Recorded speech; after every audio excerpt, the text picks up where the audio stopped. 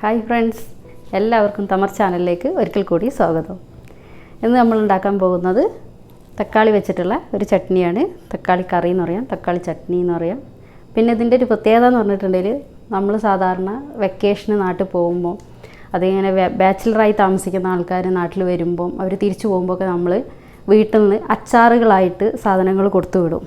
അപ്പോൾ കുക്കിംഗ് അറിയാത്തവർക്ക് ഇത് അവർ അവിടെ കൊണ്ടുപോയി ഫ്രിഡ്ജിൽ വയ്ക്കും, എന്നിട്ട് കുറേശ്ശെ എടുത്ത് കഴിക്കും. അങ്ങനെയൊക്കെയാണ്. പക്ഷേ ഈ കോവിഡ് വന്നതിന് ശേഷം എല്ലാ സ്ഥലങ്ങളിൽ നിന്ന് വരുന്നവർക്ക് അത് ബുദ്ധിമുട്ടായി. ഫ്ലൈറ്റ് ഇല്ലാത്തതുകൊണ്ട് പെട്ടെന്ന് വരാൻ പറ്റുന്നില്ല. അപ്പോൾ ഇങ്ങനെ ബാച്ചിലറായി താമസിക്കുന്നവർക്ക് സ്വന്തം കുക്കിംഗ് ചെയ്യാനും അറിയില്ല. അപ്പോൾ ഇതൊക്കെ ഭയങ്കര ഒരു ബുദ്ധിമുട്ടായി നിൽക്കുന്ന സമയത്ത് ഇവർക്ക് വളരെ എളുപ്പത്തിൽ ഉണ്ടാക്കാൻ പറ്റുന്ന ഒരു കറിയാണ് ഇന്ന് ഞാൻ ഉണ്ടാക്കി കാണിക്കുന്നത്.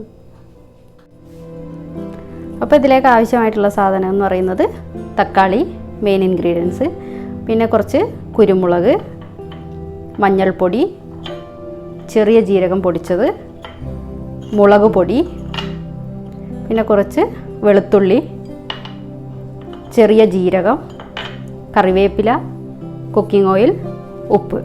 അപ്പോൾ ആദ്യം നമുക്ക് ഈ തക്കാളി ഒന്ന് അരച്ചെടുക്കണം.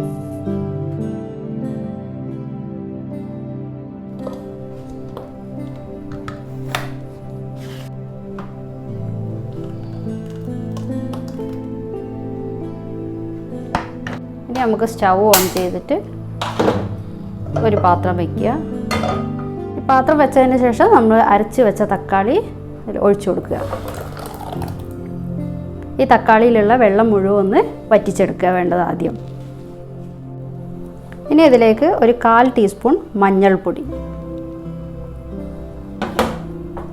എരിവിന് ആവശ്യത്തിന് മുളക് പൊടി, ഓരോരുത്തരുടെ എരിവിനനുസരിച്ച് മുളക് പൊടി ചേർത്ത് കൊടുക്കുക. അതുകൊണ്ട് ഞാൻ അളവൊന്നും പറയുന്നില്ല. ഞാനിപ്പോൾ ഒരു 2 ടീസ്പൂൺ മുളക് പൊടി ഇട്ടിട്ടുണ്ട്. ഇതിലേക്ക് ഒരു 1/2 ടീസ്പൂൺ ജീരകം പൊടി, പാകത്തിന് ഉപ്പും ചേർത്ത് കൊടുക്കുക.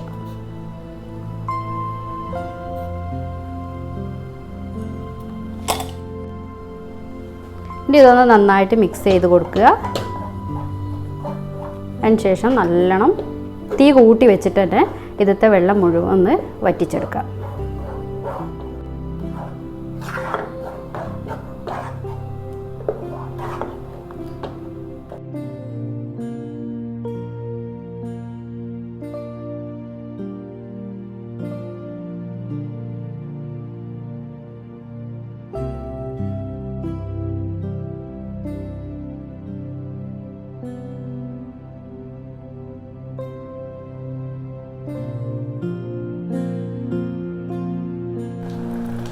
ഇപ്പോൾ നമ്മൾ തക്കാളിയിലെ വെള്ളമൊക്കെ ഏകദേശം വറ്റിയിട്ടുണ്ട്.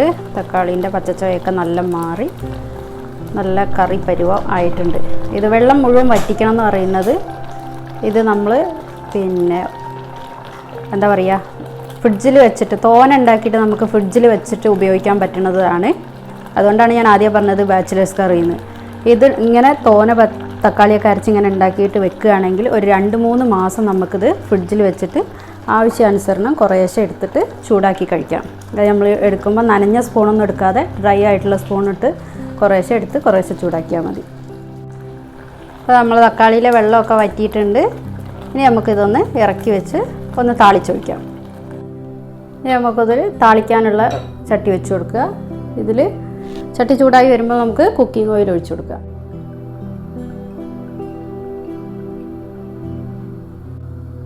അപ്പോൾ നമ്മൾ എണ്ണ ചൂടായിട്ടുണ്ട്. ഇതിലേക്ക് 1 ടീസ്പൂൺ ചെറിയ ജീരകം ചേർത്ത് കൊടുക്കാം. ഇതേപോലെ 1 ടീസ്പൂൺ കുരുമുളക്, പിന്നെ കുറച്ച് വെളുത്തുള്ളി ചെറുതായി വളരെ നൈസായിട്ട് കട്ട് ചെയ്തതാണ് ഇത് ചേർത്ത് കൊടുക്കാം.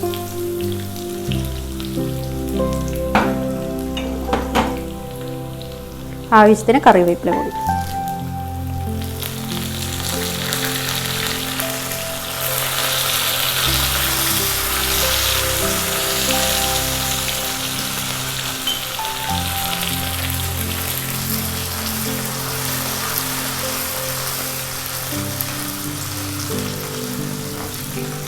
വെളുത്തുള്ളി ഒന്ന് നന്നായിട്ട് മൂത്ത് വരുന്നവരെ വഴറ്റുക.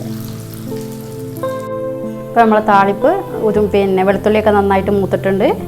ഇനി ഇത് നമുക്ക് തക്കാളിയിലോട്ട് ചേർത്ത് കൊടുക്കാം.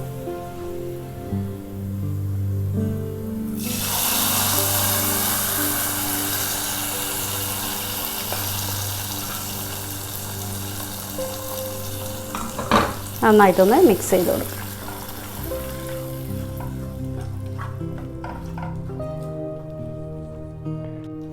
അപ്പോൾ ഇതിൽ നമ്മൾ താളിക്കുന്ന കൂട്ടത്തിൽ ഒരു 2-3 വറ്റൽമുളക് കൂടി ചേർത്തിട്ട് താളിച്ചിട്ട് ഇട്ട് കൊടുക്കുക. ഞാനിപ്പോൾ അത് ആദ്യം മറന്നുപോയി, അതുകൊണ്ട് ഞാൻ രണ്ടാമത് ഇപ്പോൾ വറ്റൽമുളകൊന്ന് ചൂടാക്കിയിട്ട് ഇട്ട് കൊടുക്കുകയാണ്.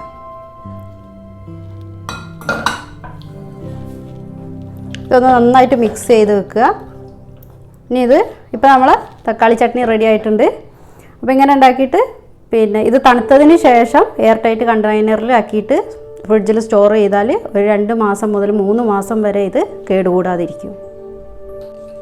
അതിനുശേഷം ഫ്രിഡ്ജിൽ വെച്ചതിന് ശേഷം ആവശ്യാനുസരണം കുറേശ്ശെ എടുത്ത് ചൂടാക്കുക. മൊത്തത്തിൽ എടുത്ത് ചൂടാക്കരുത്, ആവശ്യത്തിന് മാത്രം എടുത്ത് ചൂടാക്കുക. പിന്നെ ഡ്രൈ ആയിട്ടുള്ള സ്പൂണുകൾ മാത്രം ഉപയോഗിക്കുക. അപ്പോൾ നമ്മൾ ഈ തക്കാളി കറീൻ്റെ കൂടെ ഏറ്റവും നല്ല കോമ്പിനേഷൻ എന്ന് പറയുന്നത് നല്ല വൈറ്റ് റൈസാണ്. വൈറ്റ് റൈസിൻ്റെ കൂടെ ഇത് നല്ലൊരു അടിപൊളി ടേസ്റ്റാണ്. അപ്പോൾ നിങ്ങൾ ഈ വീഡിയോ കണ്ടല്ലോ, വളരെ എളുപ്പമല്ലേ ഉണ്ടാക്കാൻ. അപ്പോൾ എന്തായാലും എല്ലാവരും ഇതൊന്ന് ട്രൈ ചെയ്ത് നോക്കുക. നിങ്ങൾക്ക് ഈ വീഡിയോ ഇഷ്ടപ്പെട്ടാൽ ഷെയർ ചെയ്യുക, ലൈക്ക് ചെയ്യുക. ഇനി സബ്സ്ക്രൈബ് ചെയ്യാത്തവരൊന്ന് സബ്സ്ക്രൈബ് കൂടി ചെയ്യുക. തൊട്ടടുത്ത് കാണുന്ന ബെല്ലൈക്കൺ കൂടി ഒന്ന് എനേബിൾ ചെയ്തിടുക. അപ്പോൾ ഇതുപോലുള്ള പുതുപുത്തൻ വീഡിയോയുമായിട്ട് അടുത്ത തവണയും കാണാം. Bye bye.